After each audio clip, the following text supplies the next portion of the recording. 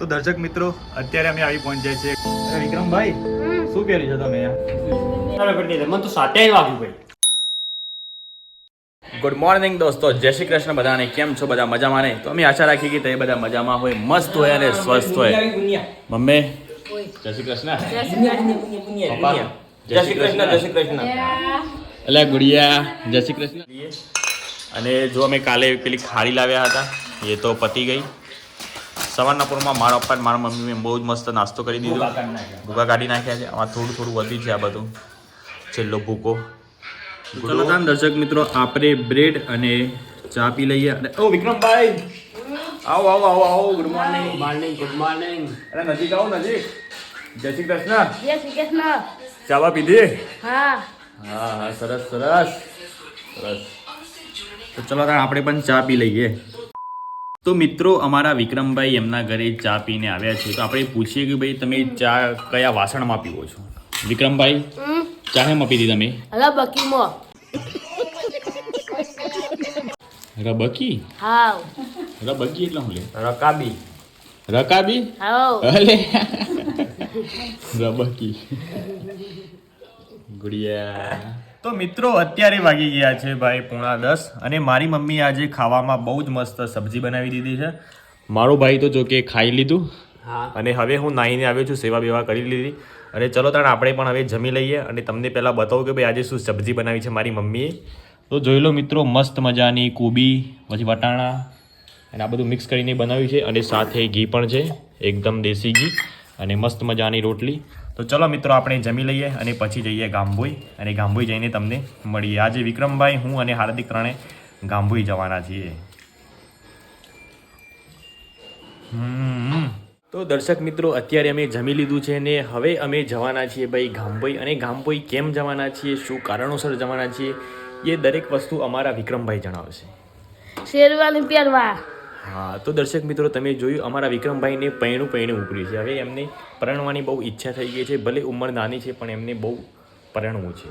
હા હા. તો દર્શક મિત્રો, અમારા વિક્રમભાઈના હવે લગ્ન આવી રહ્યા છે. તો અમે એમના માટે એમની શેરવાણી તો નહીં લઈએ, પણ અમે હાર્દિક અને અમે બંને ભાઈઓ શેરવાણી લઈ લઈશું, બરાબર ને? અને તમને તો પેન્ટ શર્ટ લઈ આપજો, ચાલશે ને? ઓકે. હા, ઘોડા પર કોણ બેસશે? હું બેસું તમે બેસશો? અરે મને બેસવા દેજો ને, તમે હેઠ આવજો. તો દર્શક મિત્રો, અત્યારે અમે પહોંચી ગયા છે ગામભોઈ. હું, વિક્રમભાઈ અને હાર્દિકભાઈ. હા. અને અત્યારે અમારે શેરવાણી જોવા માટે જવાનું છે. તો ચલો તાણ આપણે ભાઈ શેરવાણીવાળી દુકાન જોઈ લઈએ અને ત્યાં જઈને જોઈએ કે ભાઈ કેવી શેરવાણી મળે છે અને શું શું વસ્તુ મળે છે, બરાબર? ભાડે મળે છે કે પછી ડાયરેક્ટ પૈસામાં મળે છે, એ બધી માહિતી અમે ત્યાં જઈને લઈશું અને તમને પણ આપીશું. એટલે તમારે પણ કોઈ લગ્ન પ્રસંગ આવતો હોય તો એ સમયે આ બધી વસ્તુ તમારે કામ લાગે. શું કહેવું ભાઈ? તો ચલો મળીએ સીધા હવે શેરવાણીની દુકાનમાં.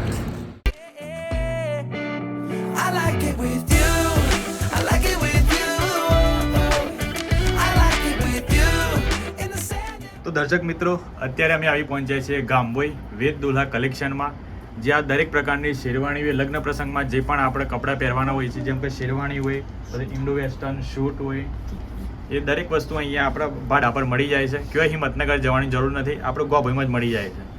જો તમે જોઈ શકો છો, મેં આ પહેરી છે શેરવાણી. કેવી લાગે છે કમેન્ટ કરીને જણાવજો. અને લગ્ન પ્રસંગમાં તમારા કોઈ પણ સગા સંબંધીમાં પણ લગ્ન પ્રસંગ હોય તો તમે અહીંયા આવજો, તમને અહીંયા 10% ડિસ્કાઉન્ટ મળશે. અમારું નામ લેજો કે અમે હેલ્લો ભાવિકની વિડીયો જોઈને આવ્યા છે, તો તમને કોઈ પણ વેરાયટી ઉપર 10% ડિસ્કાઉન્ટ આપવામાં આવશે. એ હેલ્લો ભાવિક કોડ રહેશે.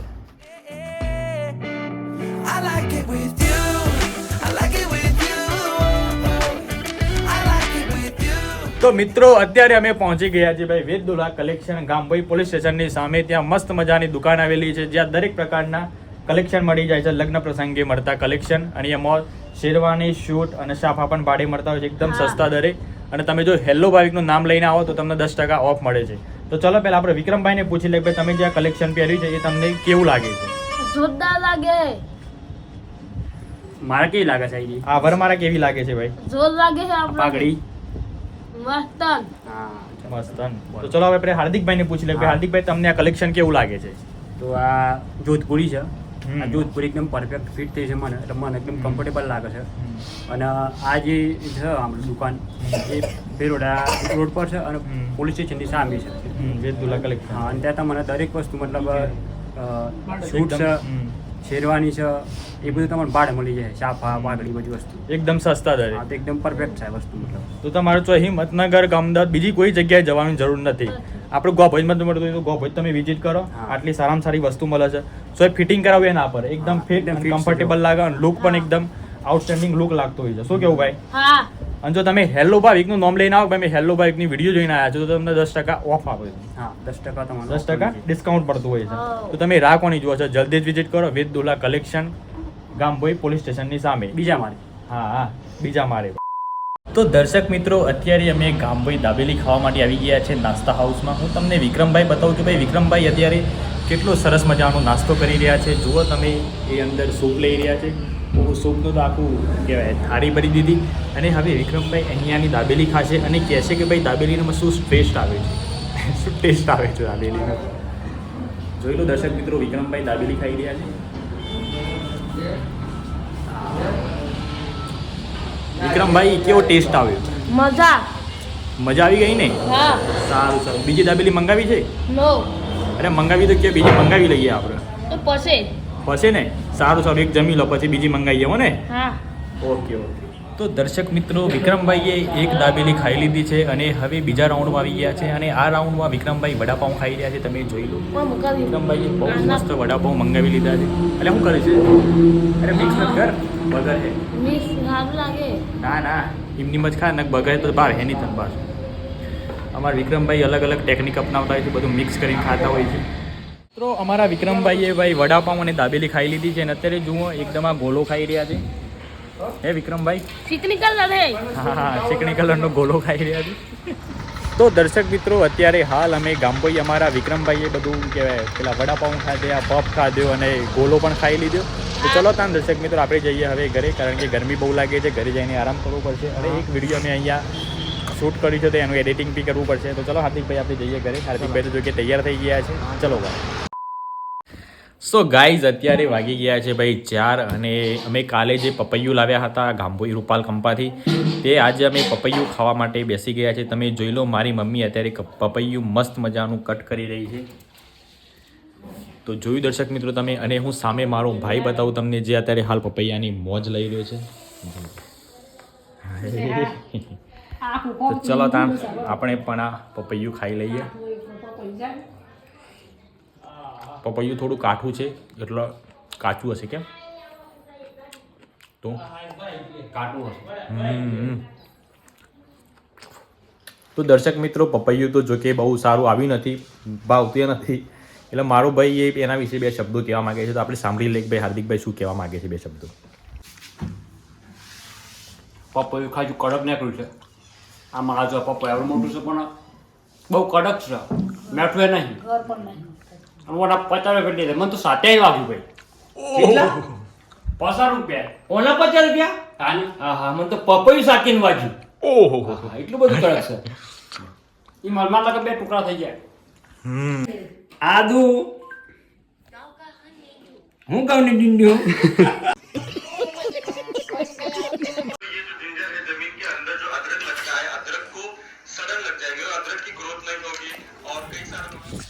તો દર્શક મિત્રો, અત્યારે અમે અમારા ખેતરમાં આવ્યા છીએ, જે આંબાવાળું અમારું ખેતર છે, જેનું નામ છે અલાવાર. અને જુઓ, મારા પપ્પા આ ઓહળો લાયા છે, મારા મમ્મીને બંને. તમે આ ઓહળો જોઈ શકો છો. કોનું કહેવાય? ઓકરી. ઓહી કહેવાય.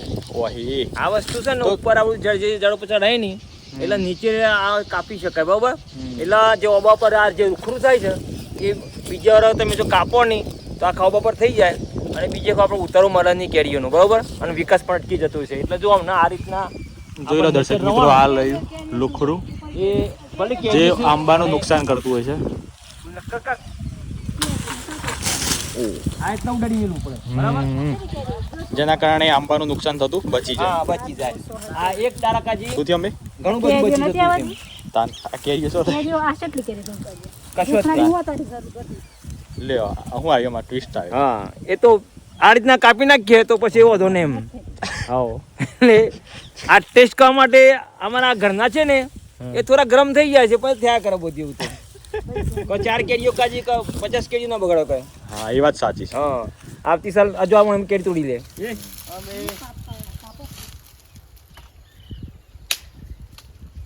જેલું કરવા વાળા જો આવો હરો લાવે છે તે